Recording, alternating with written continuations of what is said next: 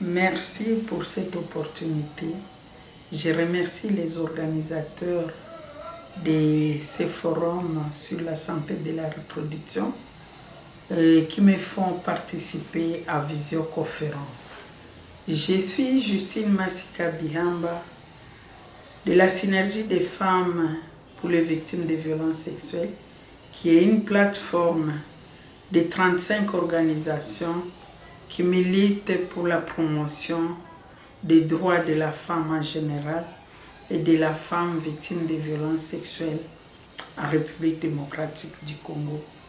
Nous sommes basés à l'Est, plus précisément dans la ville de Goma. La République démocratique du Congo, mon pays, a publié au journal officiel en 2008 le protocole de Maputo. Ainsi, il fait connaître, il reconnaît que la santé de la reproduction, qui est un droit fondamental, est reconnu. Mais le problème est qu'il y a beaucoup d'obstacles dans notre communauté patriarcale et surtout par rapport à la religion, où la femme ne peut pas prendre soin de son corps. Et ça reste un grand défi. Il est vrai que le protocole a été publié au journal officiel, mais il est très moins vulgarisé. Malgré qu'aujourd'hui, plusieurs organisations s'adonnent pour vulgariser, mais il y a toujours un grand travail à faire. Puisque les abus sexuels, les viols, les violences sexuelles faites aux femmes ont pris une autre ampleur. Surtout dans les contextes de camps de déplacés. On m'a demandé de parler sur les conséquences des abus sexuels. Comme vous le savez, depuis déjà 1 année ou 2 ans, les combats ont repris à l'est de la République démocratique du Congo entre l'armée gouvernementale et les rebelles du M23. Et la reprise de ces combats a fait que des milliers de populations se retrouvent dans les camps de déplacés juste aux environs de la ville de Goma. Ce qui est vrai est que ces populations vivent dans des conditions inhumaines. Là, ils sont dans des conditions de promiscuité. Ils n'ont pas accès facile à l'aide humanitaire puisque l'aide tarde de venir ou l'aide n'est pas suffisante pour toute la population. Donc là, la santé de la reproduction, le droit à la santé de la reproduction devient un problème sérieux. Je vais parler peut-être de 2 choses. La première est que,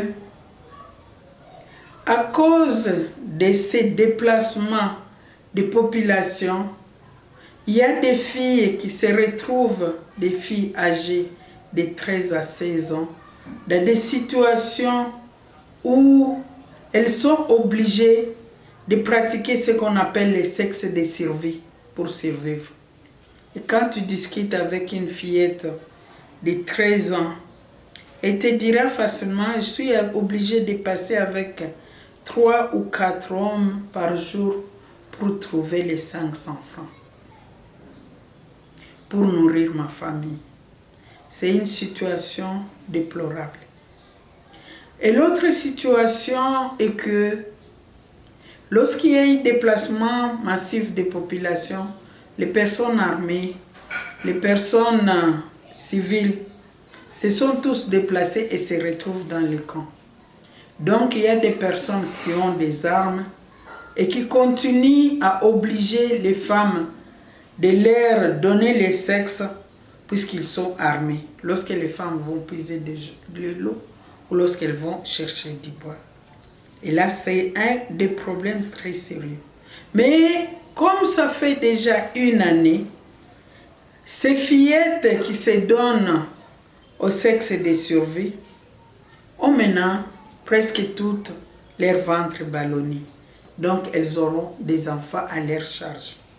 Et lorsqu'elles auront les enfants à leur charge, je m'imagine ces 500 francs ne pourront plus suffire pour la survie et de la fille et de l'enfant.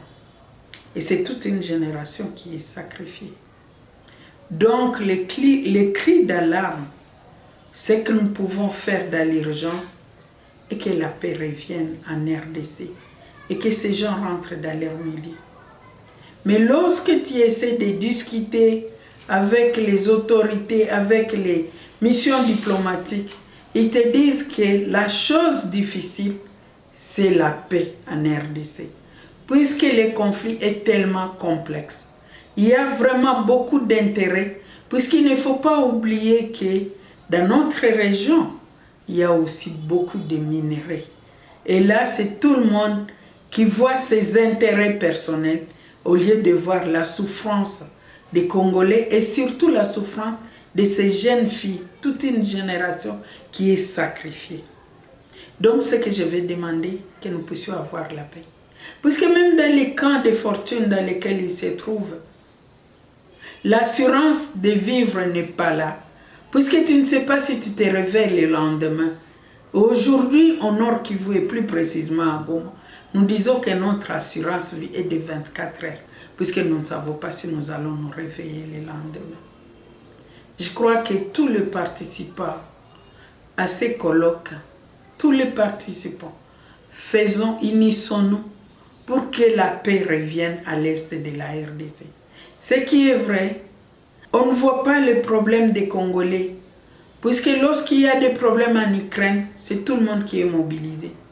Mais en RDC, nous mourons chaque jour, pour ne pas dire chaque minute. Mais personne ne veut pas attendre notre voix. La deuxième chose, comme ces enfants sont dans les camps, je crois que c'est l'oisivité aussi qui les pousse à cette pratique de survie des sexes. Si on pouvait voir comment les scolariser étant dans les camps, puisque même aussi leurs enseignants sont des déplacés et ils sont là, et surtout qu'ils continuent à percevoir leur salaire. Avec tout le monde et l'appui de tout le monde, mais aussi, surtout avec l'appui du gouvernement, essayons de voir comment on peut mettre des classes dans les camps de déplacés pour que ces enfants continuent leur scolarité et qu'ils ne puissent pas avoir tout le temps, n'a rien à faire, et c'est pour cela qu'ils se donnent au sexe. Mais aussi l'autre chose pour ces enfants qui ont maintenant des enfants, les enfants qui ont à charge les enfants. Il faut qu'ils apprennent les métiers. Je crois qu'il faut qu'on puisse faire des formations pour l'apprentissage des métiers, pour que ces enfants voient comment subvenir aux besoins de leurs enfants. Je sais que nous, comme Synergie, nous essayons de faire de mieux ce que nous pouvons. La formation sur le tissage des paniers, la formation sur l'alphabétisation, la coupe-couture et tout, mais c'est très minime par rapport à la demande. Merci beaucoup.